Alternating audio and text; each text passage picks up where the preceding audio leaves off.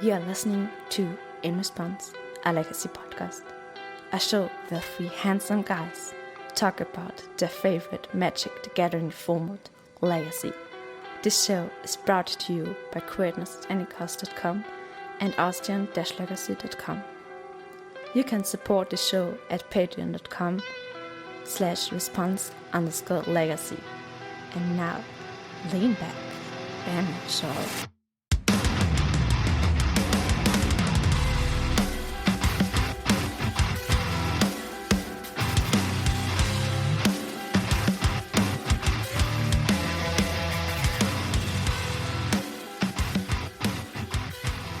Hello everyone and welcome to episode 69 Nice. of In Response, A legacy podcast. I'm Philip Klein I am Daniel. And I'm Peter Plank. and we're talking about legacy. Most of the time.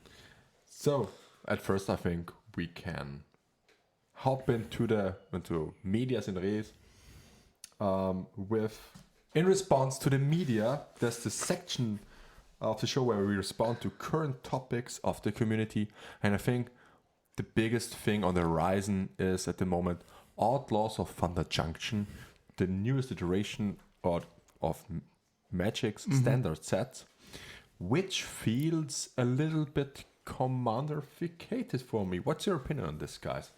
I think I could see this because I saw a little bit of the previews, and at first the first couple of cards that I saw, actually I had in mind, this is the new Modern Horizon set. Okay, or Commander Legends. Yeah.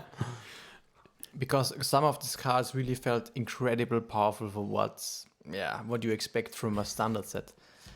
And I think one of those, what Philip is referring to is one of those Twitter posts or a little bit of Twitter discussion that's going on. It's basically the tweet of at Hovermere, and they said the set really feels like the commandification of Magic coming to a head, not gonna lie. And actually I kind of agree with this take. When we go through the spoilers and we've seen like this card, it's Obeka, Splitter of Seconds. It's a Grixis colored commander. It's a legendary creature, a 2/5 with menace. And whenever Obeka, Splitter of Seconds deals combat damage to a player, you get that many additional upkeep steps after this phase. Yeah. And I didn't really see any kind of synergy in this standard set for this kind of card. I mean, why put a legendary creature 3-colored in a standard set that gives you more upkeep steps? It's really kind of designed for a commander. It really, when you look at this card, you scream commander card. Yeah, it is definitely targeted for commander players. Yeah. And it's like what I've read through the post and seen a little bit is like so many multicolor cards, so many cards with various unique effects and that kind of fill niches. It's like it's way too much for even commander players because like you can't really get like 40-50 new commander cards out of every new set, because if you include like the commander decks that we have for every set, the new commanders, then the basic version of then we have the bonus sheets and whatever else, it's like so many different new cards that you try where you can build decks around. It's like way too much to get a feel for. But in my opinion here is the problem here lies because that's a standard set, that's standard played, that's tournament legal. It's not targeted at commander audience. I mean, we have separate products for this. We have the precons, we have separate sets, commander sets like Commander Legends and everything. And in my opinion, that's just not a good preoccupation to be. It's not good in the long run for the game. It depends on, I think, what the power level of those cards are. If it's just a single card, I'm pretty sure that Wizards just wants commander players to buy the boosters to hunt this rare card down for themselves. But if it takes over, and we've seen this over the last years as well, then I think it's a big problem. But one of the things I want to kind of turn in is that this set is not targeted for commander players. Yeah. It's what not is not intentionally. targeted for The- commander. It's that's- like basically everything And now. that's basically the thing. The commanderification of standard sets of every product that we have, everything is targeted now at commander. And this is basically the same thing. the poster child now. A standard set that really screams, "Hey, play commander with me." It's just the death of tournament magic. Am I right? No, the big thing I think, and for me, like the traditional commander players or the various newer players that come in are like the pre-con guys. When you start with Magic, I mean, the next thing is that you can get like the newer cards and stuff like that from sets where you buy singles and stuff like that. But I think you only get guys for Magic Commander with pre-con style, and I think it's a huge issue that we get like. I mean, we're on board. We all think it's a huge issue that we had like so many commander stuff like running around in tournament Magic as set boosters and stuff like that. But it's a huge issue because I personally think they don't really feel the niche in getting it targeted for the commander players. So what's our consensus here? Do we like it, or do we say Wizards should keep commander out of tournament legal standard product that goes into rotation into our most beloved format, Legacy? I think overall, I wouldn't mind if it's just one card that doesn't destroy the whole set, kind of thing.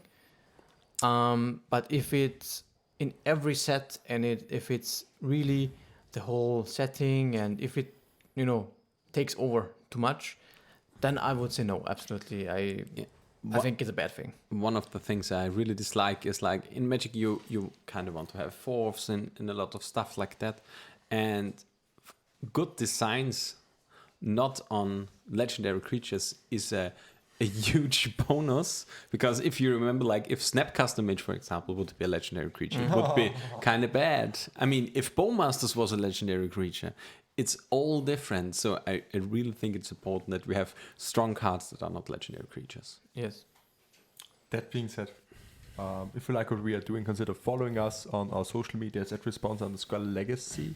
And we also want to thank our Patreons, Matt Duncan, Christian Neutz, and Moritz Eichmeyer for supporting us. You can support the show at patreon.com/response_legacy.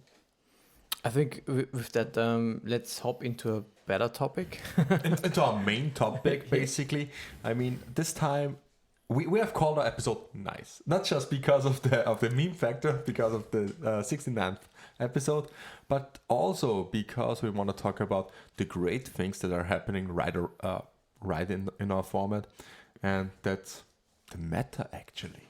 The meta is as healthy as it hasn't been for the last couple of years, I think. I think this is a big debate at the moment. There's a lot of people who hate the format and the metagame at the moment, because, and I get this point, because the most viable decks at the moment, you can boil this down to decks that play the Reanimate Grief package, which we recently saw with Scaminator, of course, in the top of the metagame. That Ancient Tomb decks is the second I think The second pillar. viable pillar. And then there is I don't think there is actually Urza Saga decks is the third one that make like really viable decks. And if you're out of those three, you have just a subpar deck and strategy at the moment. Is Beans that far out? At the moment, so I've been playing Beans a lot. You turn to the dark side right now. I turned to the dark side, unfortunately. But I played Beans a lot, and you've seen, I think I talked about this last time also. I had a pretty crazy record. I think it was over 80% win rate at our local meta game. And it really plummeted down now from the last 3 events or something like this. And I was not really winning really at all, because Beanstalk is a card that needs time. That's one of the issues. Beanstalk, you can jam it on turn 2, but if you do it like in, I would say 60 or 70% of the time, you're just dead because you're doing it. You give up your tempo plays and your mana. And besides that, it makes just not the kind of tempo or mana accelerating plays that the other decks are really doing at the moment. And Beans therefore is, you just don't get to the point where you pull out the value that the card can bring if you play the card. You're just a little bit too slow, actually. Yeah. That's, You lose too fast to the Scaminator decks.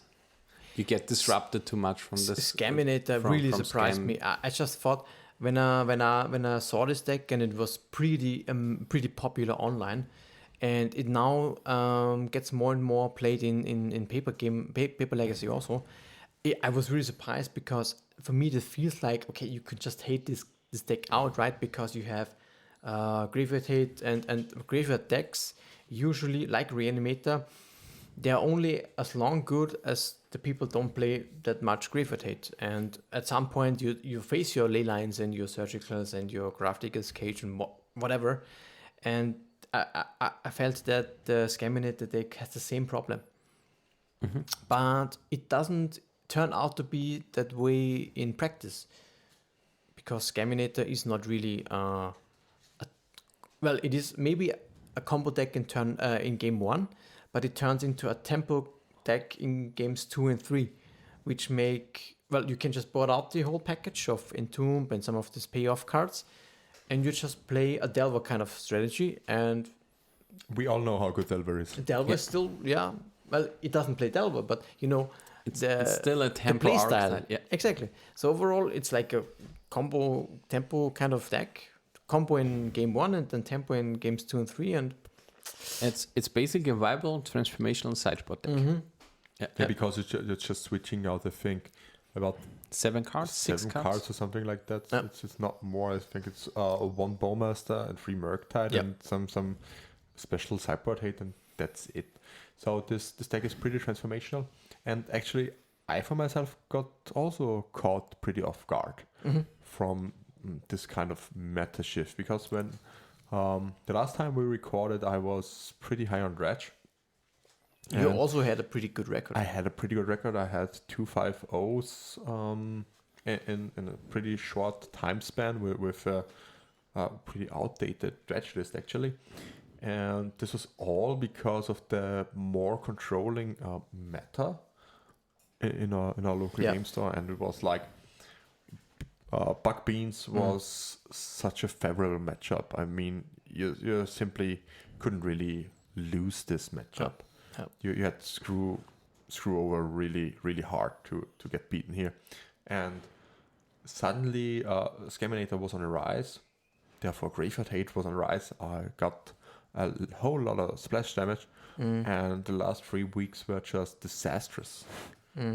So the meta is definitely in flux, from my opinion.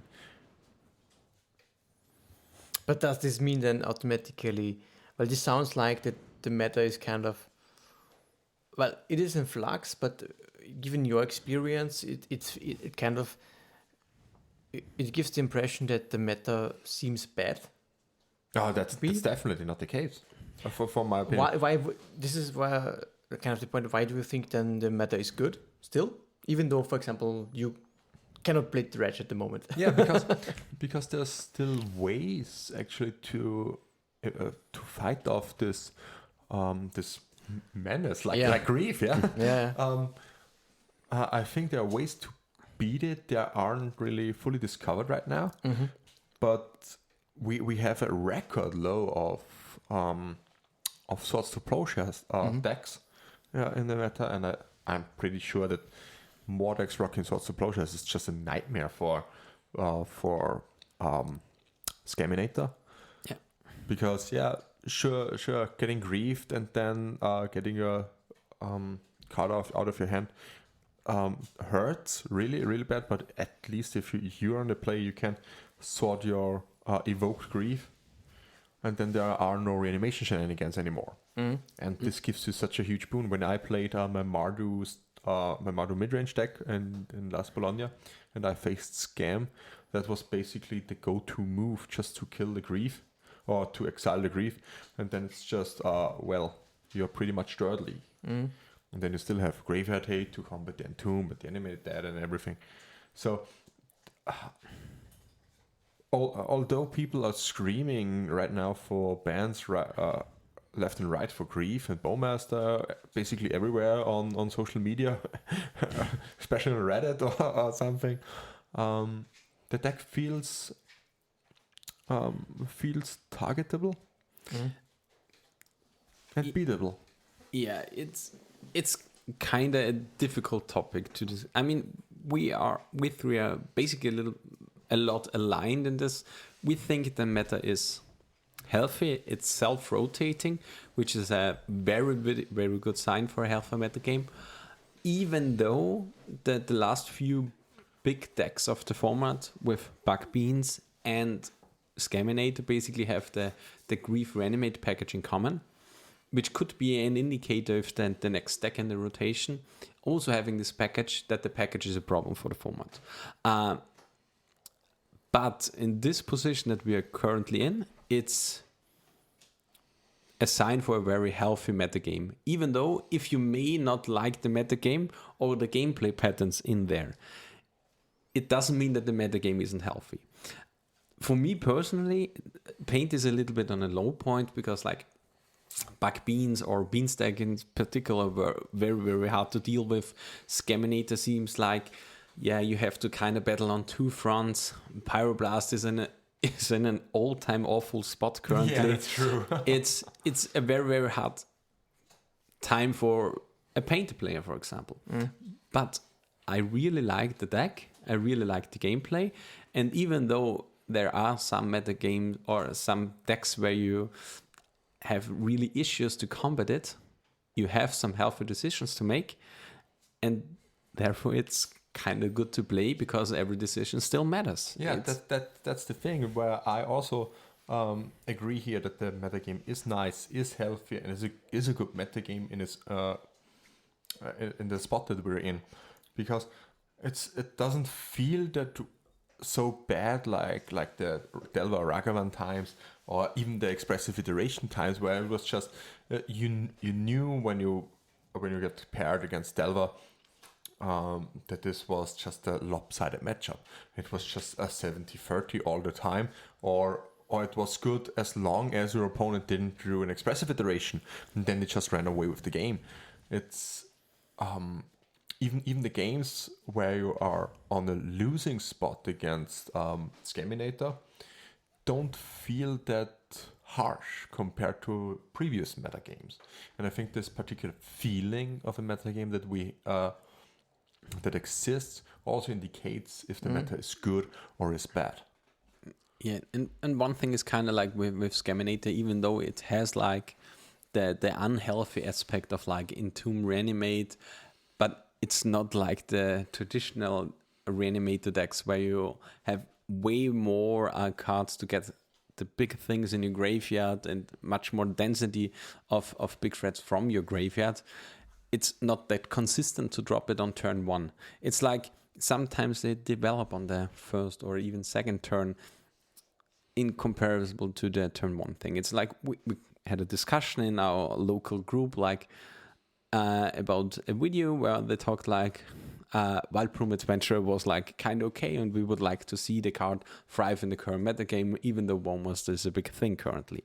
But Wild Plume Adventurer is a thing that is a force check on turn one that you always have to respect on turn one, that you had the option to mulligan to, because it was like a 1-2 punch card with any of the Ancient Tomb or City of Traitor effects, plus another additional mana. So it was like incredibly unhealthy for the metagame because the big thing happens on turn one consistently. And with Scaminator, it's like sometimes turn one, turn two, but most of the time it's turn two, turn three, especially if you go into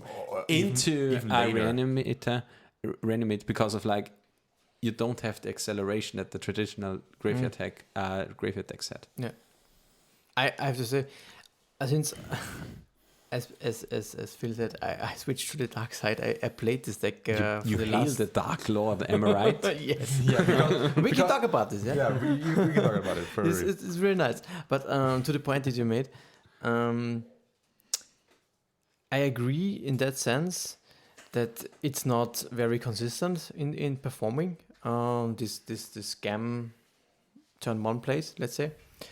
And also it lacks, unlike Delver that had access to expressive iteration, it lacks the second dimension where you can, I don't know, suddenly go into a grind game plan if your opponent hates yourself out or something. I really have faced a couple of situations where I faced a Leyline of the Void. And to be honest, there are of course cards that you have in your sideboard that deal with that. You play a playset of Dorothy Weight Walkers, for example. That is your plan alongside Bowmasters to dodge Leyline or to play around Leyline.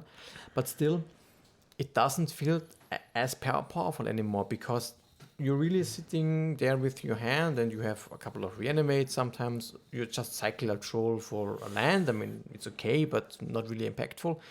And then you're just pondering, brainstorming, maybe dazing a spell and wastelanding your opponent. But what are your big threats? You're hoping to get a Dorothy and a Bowmaster and Hardcast Troll. Hardcast Troll, maybe. I mean, hardcasting Grief, to be honest, is a good thing. It is very, very much... And this is why I think that Grief ultimately is a big card to watch out, because Grief is not only this pitchable kind of creature that you have to pitch. You can reasonably hardcast it as well. This is a big bonus, but other than that, the deck is really not so powerful when you really face a big amount of hate. And this is where the format can be explored, I think, at the moment. We've seen decks like Green-White Depth that is really, really good at this moment. It has access to swords, a really consistent graveyard hate, also in Game 1. It won one of our local Events. ELM qualifiers in Vienna, for example.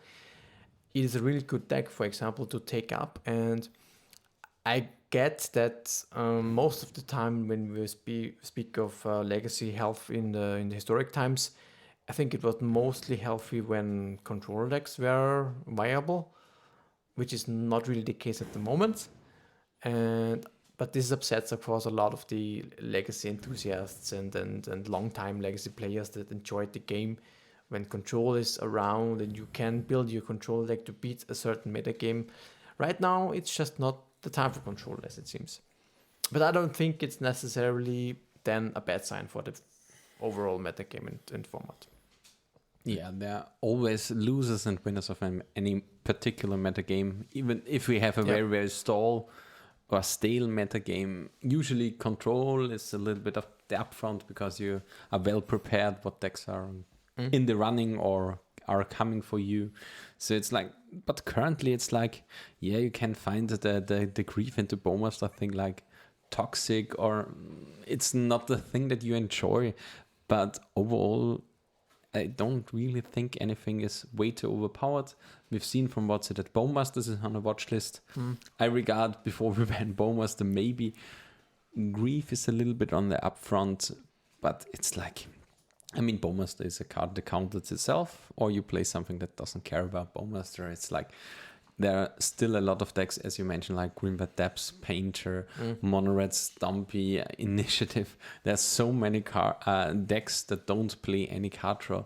And the Bowmasters in there, they are a little bit disturbing in game 1 and they get boarded out for game 2. Well, what I wanted to say here is maybe if Bowmaster gets the decks like Mono White Def in Texas resurface again, because that's basically gone since Bowmaster is here. And maybe this has a leg up onto Blue-Black Scaminator. Can be. It can be that just because of the presence of Bowmaster, it means that some other decks aren't viable, which would be good against Grief. Let's say against Grief. It could be. And maybe it's down to the numbers in the end, because when Bowmasters is split by, I don't know, 38% of the decks at the moment, maybe it's too much. We don't know. But I think right now, at least, when you have this snapshot of this legacy metagame, well, in Scaminator, Bowmaster is most of the time only played as a 3-off, not a 4-off. This doesn't strike me as a card that I would like to ban at the moment. Yeah, that's but true. of course, this is only the moment that is captured. And of course, you have to look at the bigger picture. It's like this cycle that turns. When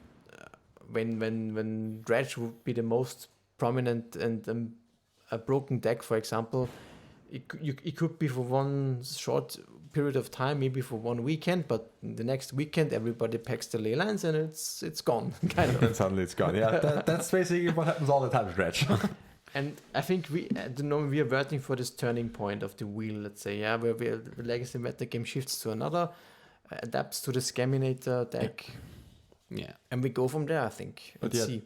This is the thing where I find it's healthy, it's good, it's nice, because what would be worse if it would be a stale metagame? Yeah. Stale metagame is just really what drives people away, like we had in Oko. Oko was just such a stale metagame. It was just unfun, and you had to play Oko. Any strategy with Oko, it was good. Without, not. Yeah, that's basically the thing. At least now we have kind of a wheel, we have kind of an influx, we have a fluctuating metagame, and therefore I think we can say that's nice and healthy. Yeah,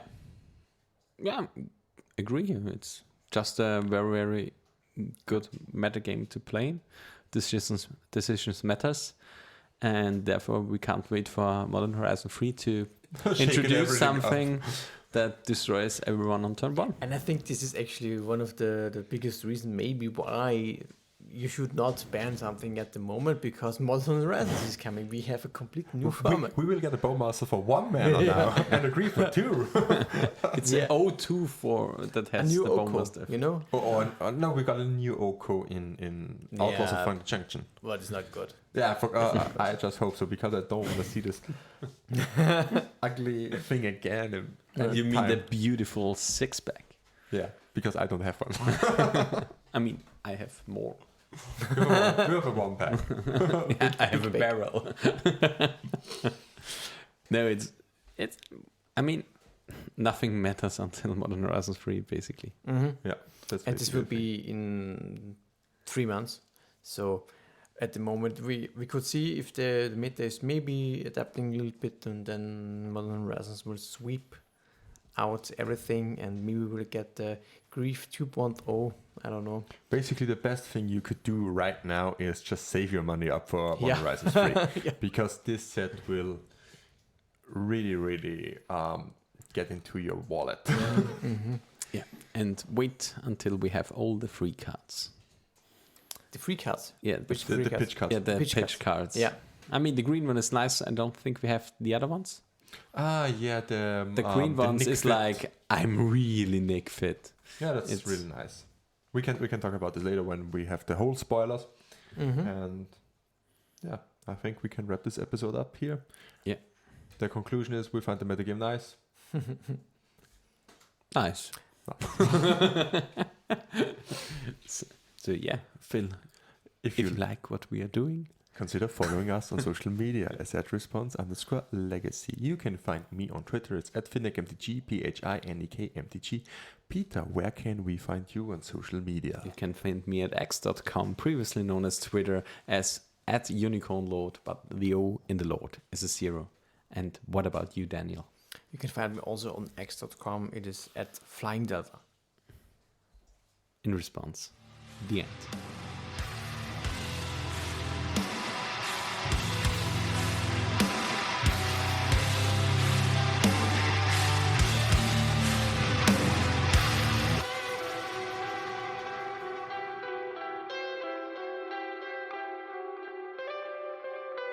This was In Response, a Legacy podcast. If you enjoyed the ride, feel free to support the show by following, leaving a review, or subscribe on patreon.com/response_legacy.